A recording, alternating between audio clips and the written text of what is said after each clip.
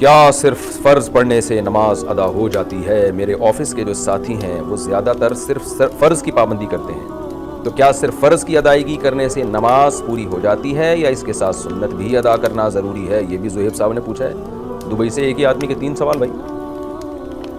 دیکھیں، سنت موقدہ وہ سنت ہے جس کی بہت زیادہ تاکید ہے، جو نبی صلی اللہ علیہ وسلم نے ہمیشہ پڑھی ہے۔ جیسے فجر کی 2 سنتیں آپ ہمیشہ پڑھتے تھے، ظہر سے پہلے کی 4 سنتیں، ظہر کے بعد کی 2 سنتیں، مغرب کے بعد کی 2 سنتیں، عشاء کے بعد کی 2 سنتیں۔ تو انہیں چھوڑنے کا معمول بنا لینا یہ ٹھیک نہیں ہے، اس میں علماء کہتے ہیں گناہ کا خطرہ بھی ہے اور ایسا شخص قابل ملامت بھی ہے۔ تو اپنے دوستوں کو سمجھائیں کہ یہ کام نہ کریں آپ۔ تو اس کی مثال ایسے جیسے فجر کی نماز میں امام صاحب اگر انا اعطیناک کل کوثر پڑھ کے رکوع کر لیں اور اسی طرح ہمیشہ کیا کریں تو نماز تو ہو جائے گی فجر کی نماز، کیونکہ سورہ فاتحہ بھی پڑھ لی، تلاوت بھی کر لی۔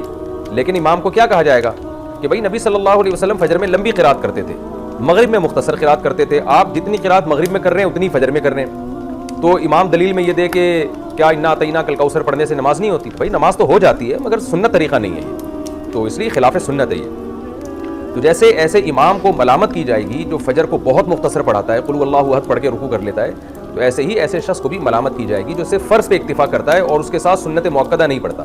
لیکن بہرحال فرض ادا ہو جاتے ہیں اگر کوئی سنت موقدہ نہ بھی پڑھے، اور فرض اور سنت میں فرق بھی زمین آسمان کا ہے۔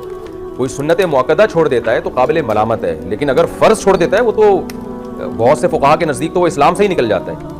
تو اس لیے some thing is better than nothing. آپ کے دوست ان لوگوں سے بہرحال کروڑہ گنا بہتر ہیں جو فرض ہی نہیں پڑھتے سرے سے، کیونکہ فرض نماز جان بوجھ کر چھوڑ دینا اس سے بڑا اسلام میں کوئی گناہ نہیں ہے۔ تو جو لوگ سنتیں نہیں پڑھتے اور وہ یہ کہتے ہیں کہ اگر ہم سنتیں پڑھیں تو فرض پڑھنا بھی مشکل ہو جاتا ہے، بعض لوگ ایسے ہوتے ہیں نا کہ یار کون اتنی لمبی نماز پڑھے، تو ان کو ہم یہ کہتے ہیں something is better than nothing. کم از کم کبیرہ گناہ سے تو اپنے آپ کو بچا لو نا، فرض ہی پڑھ لو، تاکہ وہ جو اتنا بڑا اکبر الکبائر ہے اسلام میں نماز کا قضا کر دینا، اس جرم سے تو بچ جاؤ۔ تو ہم ان کو مشورہ تو یہی دیتے ہیں کہ اس چکر میں کہ بھائی سنت نہیں پڑھی جا رہی تو فرض نہ چھوڑو، بھائی کم از کم فرض ہی پڑھ لو۔